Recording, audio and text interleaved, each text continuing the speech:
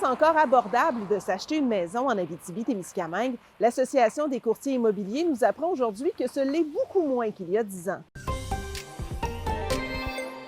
Bon jeudi, l'association révèle des données intéressantes dans une étude publiée aujourd'hui. Par exemple, un ménage qui veut s'acheter une maison unifamiliale, il y a 10 ans, devait amasser en moyenne 8 650 $ pour une mise de fonds. Ce chiffre a presque doublé pour atteindre 15 700 $.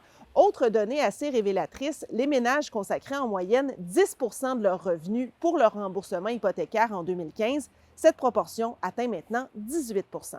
À Rouyn-Noranda, la Maison du Soleil Levant lance un nouveau projet qui s'appelle Botacap. L'objectif, c'est d'aider des personnes en situation d'itinérance à se trouver un emploi. Encore là, les chiffres parlent d'eux-mêmes. Près de 40 % des personnes qui réussissent à sortir de la rue y arrivent grâce à une augmentation de leur revenu d'emploi.